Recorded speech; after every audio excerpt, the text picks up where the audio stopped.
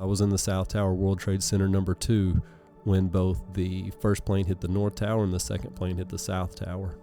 I got out of the stairwell, got in an elevator, and went back up to the 61st floor. And when I got to the 61st floor, so I walked from the elevator to the wall. The wall was entirely windows, so you could see out.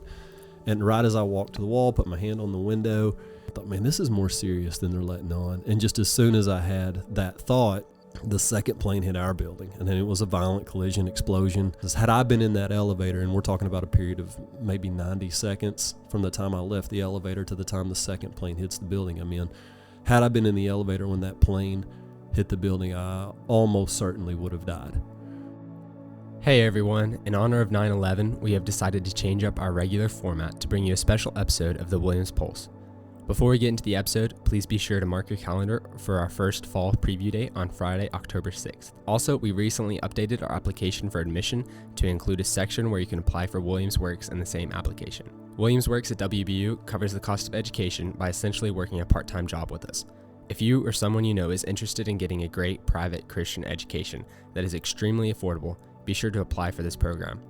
It's free to apply, and you can visit williamsbu.edu for more information. Let's hop into today's episode. Hey, before we jump into the conversation with Adam, I thought it'd be appropriate to have Dr. Rodney Harris join us to answer just a few questions. So Dr. Harris, real quick, share with us what is your role here at Williams Baptist University? I'm the chair of the Department of History and Political Science. I teach a variety of history classes, such as history of Africa, American government, Western political thought, Civil War, basic American history. Political science is more about how we got where we are. A lot of theory about how we should be acting, not how we are acting. When a student graduates with your degree, what kind of careers do they go? They can go to law school. They can teach history. They can now go into criminal justice. That's under my program also. So 9/11 is a very significant event. I was born after it happened, but it obviously changed the world. So my question is, why did it have such a profound impact? Well, I like to term it that it robbed us of our innocence. We knew about bombings around the world. In the 1980s, they bombed the Marine barracks in Beirut. There's been bombings across the world, but we'd had a few things like Oklahoma City, which I was a freshman or sophomore when that happened.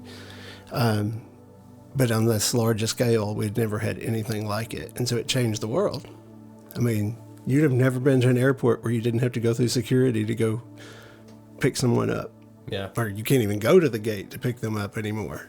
But until 9/11, you could go to the gate. You could wait right there for them to get off the plane. I was at the Arch Sunday. You can't go into the Arch without going through metal detectors. Before 9/11, that wasn't a thing. It also means we gave up some rights. We changed here's a political science term for you, social contract. Social contract means that we give up some rights to protect other rights.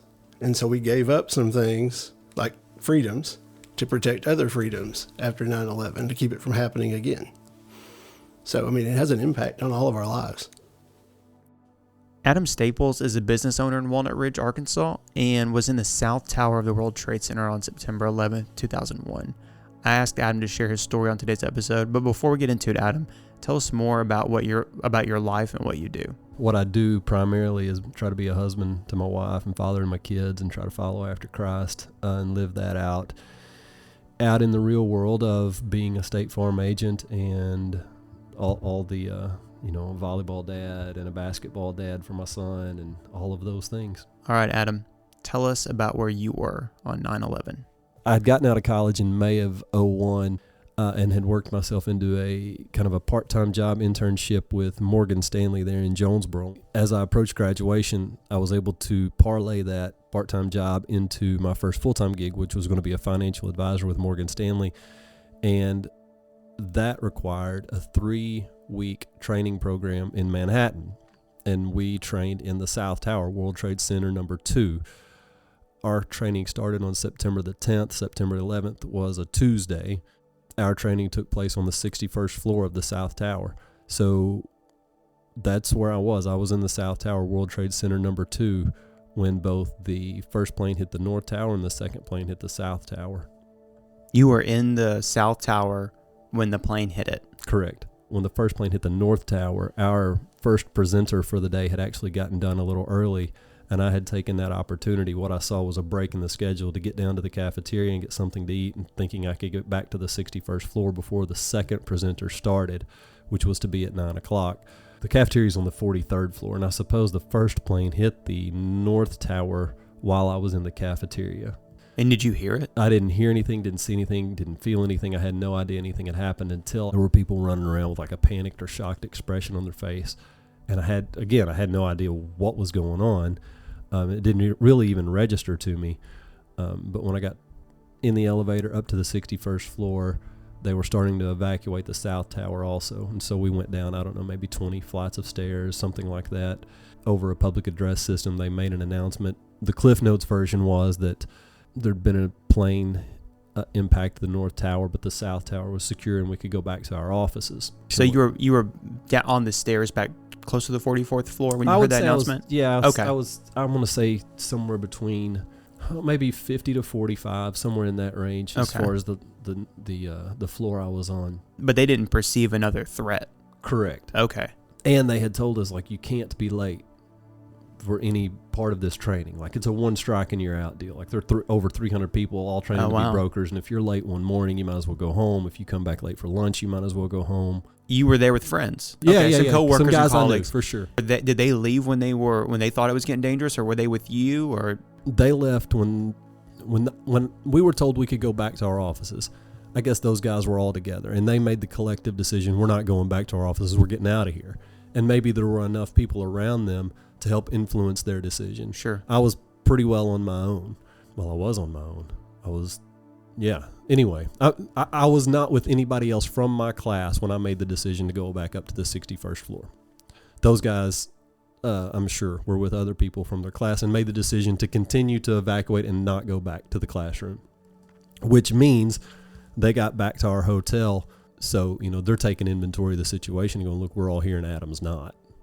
And so they start... and they couldn't call you. Couldn't call me, right. If you're listening and you were born in 2004, 2001 was not a year for cell phones. As a matter of fact, I didn't take my cell phone with me to New York because there were roaming charges. Isn't that crazy? Yeah. All right, so your friends are back at the hotel, and you were on your way back up to the 61st floor. Continue. And so when they told us we could go back to our offices... Not Morgan Stanley telling us we could go back to ours, but whoever made the announcement over the public address system for the whole building. Yeah. I took that as, you better be back there if they start this training back up. Yeah. I just didn't know any difference. It was naivete and ignorance, So I got out of the stairwell, got in an elevator, and went back up to the 61st floor. And when I got to the 61st floor, there were very, very few people on the entire floor. I'm going to say somewhere between 8 and 12 people total, maybe. So I walked from the elevator to the wall. The wall was entirely windows, so you could see out.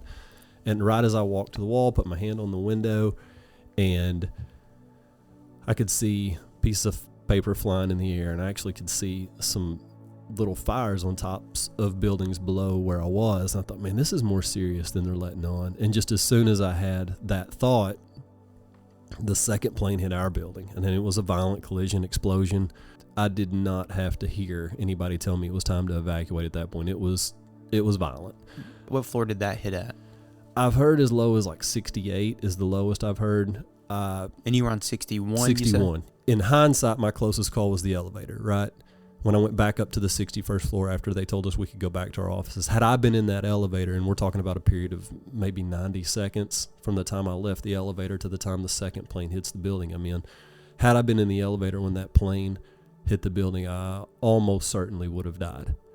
People just didn't survive in the elevators. I don't know if, like, when the planes went through, I don't know if it like threw brakes on or locked the... I don't know of anybody surviving in an elevator. There may be some stories out there where people did, but that was a bad place to be.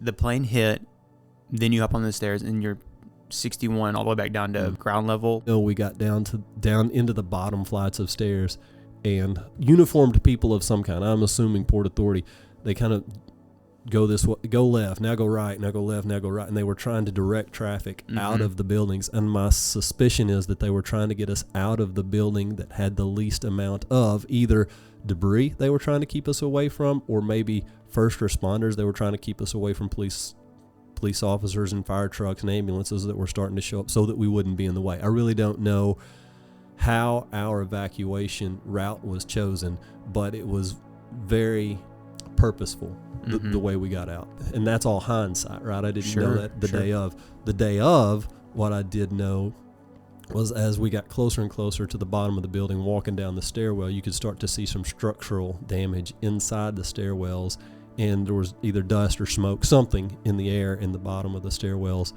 By the time I was near the bottom, I did know it had been a plane. And I had in my mind that the buildings were going to collapse for some reason. It was just, I was firm on that. Yeah. How long did it take for the buildings to collapse after that? Somewhere between 45 minutes and say an hour 10, something like that. From the time the second plane hit the South Tower to the time it collapsed, I'm going to say that's probably close. And you were long gone and safe by then? When the building collapsed? Yeah. I think I'd been out somewhere in the neighborhood of 10 minutes. Were you safe inside somewhere? I was walking down the street. I was maybe 6 blocks away, 8 blocks away, something like that. And I had a cousin, my first cousin. She lived in Manhattan. She had checked in at the front desk to see if I was okay, and they told her, yeah, we've got them all checked in. She goes to my room. My roommate says, no, he's not been here. We've not seen him. She goes back to the front desk, and they're like, yeah, I'm sorry. We got that wrong. That he actually hasn't checked in yet. She was standing there at the front desk arguing with those people when I walked into the lobby. Oh, my gosh. Yeah. Did she collapse with emotion? No, she just ran toward me and we hugged, and I'm sure we cried. She was crying for sure, and I'm sure I was too. Or maybe I was still in shock. I couldn't swear to that. But I would say the harder story by far would be to be on the outside thinking you had somebody on the inside. My story's far easier than my parents' story, than my sister's story, than my cousin's story. It's far harder on them than it is me. Why is that? I'm sure it has to do with the uncertainty, of thinking you've got somebody in harm's way or knowing you've got somebody in harm's way and not having an answer. I did have a consciousness that I wanted to let people know I was okay. I got out of the building, and like the first time I got out of the building, got an opportunity to look back at the building and see the damage, to get an assessment of how significant the damage was to the buildings. I asked the lady beside me if I could use her phone and tried to call home, and it didn't work. All the cell phone, I guess towers, whatever they were at the time, were jammed. You couldn't get a call out. And it seems like I gave her my mom and dad's phone number and said, hey, if you don't care, if you could get an opportunity sometime today to call this number and let them know you saw me outside the building. Mm-hmm. I tried a couple of times at payphones on the way back to my hotel to make that call and let mom and dad know I was okay. You just couldn't get a call out. How long did it take to get back to Arkansas after that? That happened on a Tuesday. We left sometime Wednesday. I'm going to say it took 22 hours, something like that, to drive back. So you drove back? Yeah. Yeah, because all the flights were grounded. Yeah. And how long were they grounded for? It was a significant amount of time, for sure. I tell my 9/11 story a lot, to the point that maybe it's just my story, I think telling the story over and over and over again, just telling my story, my account, my experience on September 11th, I was never in a desperate situation, I can't imagine somebody being there and having an easier, clearer, less traumatic escape than I did. And for whatever reason, yesterday on my YouTube feed, some footage shows up, or it's a little 20-minute clip of September 11th. And this is what people forget. I guess I do. If you happen to be above the impact zone of those buildings, you had little to no chance of survival. And I'm watching this clip, and these people have figured out somehow to break out a window so that they can hang out of the building and get some air. And smoke's just pouring out of this building, and you can just imagine that if you're in this floor and the smoke is pouring out of this window this way, that if you're inside the building, you must not be able to breathe at all. If your only alternative is to try to stick your head out of a window that's 80 stories high, 90 stories high, I just can't imagine what it was like for that period of time for those people. And it wasn't a momentary fear. It was a long time of being trapped and being absolutely desperate. I'm afraid, because we censor the way we consume knowledge about September 11th, I'm afraid we lose how desperate it was for the people that were trapped inside there and could not make an escape attempt. Yeah. around September 11th, yeah. Do you ever feel like it's your burden to carry? Like you're a eyewitness, you have to carry this burden of sharing the story, reliving the story. Yeah, Like- but I wouldn't. But words are important, right? It's not a burden that I have to carry. It's a burden that I get to carry. Okay, yeah. Because there are lots of spouses and that would give anything for their spouse to be able to carry the burden, right? There are lots of kids whose mom or dad didn't come home from work that day they'd give anything for dad to get to carry this burden. So that's not lost on me. While it is heavy sometimes for this to be such a big part of my story, I get to tell the story, and it gets to be my story to carry. You know, that happened in 2001. I was to turn 23 just a couple of weeks later, and to have to face, I guess, mortality and the reality of how brief life can be and how precious life is at such a young age. It happened so early that I don't really recall what it feels like to take life for granted, you know? Metaphorically, you felt the earth move under your feet, you know, and all these things that you were building life on, or coming out of college and thinking that the career was it and chasing the golden ring and so forth and so on. All of a sudden, those things are in question. Adam, we sincerely appreciate you sharing all that with us. Thank you so much. Nolan has one final question for Dr. Harris. Go ahead, Nolan. So most of our listeners are current WVU students, so most of us were born after the attack. So could you share with us why it is so important that we remember? Okay, well, I think it's important that we remember things because historical memory is vital. And we see that in the Bible, where on more than one occasion, people are instructed to build a monument of stones to remember something. And so God is telling us that there are important facts that we need to remember throughout history. In other words, we need to reference back to them. And so 9/11 is an important flashpoint in history that we cannot forget, and we can't let people forget. Hey, thanks for listening today, everybody. This has been the Williams Pulse. We're going to end today's episode with a special musical performance by our very own DJ Fitzgerald. He's a freshman here at Williams and just an incredible musician, and we thought what better way to honor the anniversary of 9/11 than to end it this way.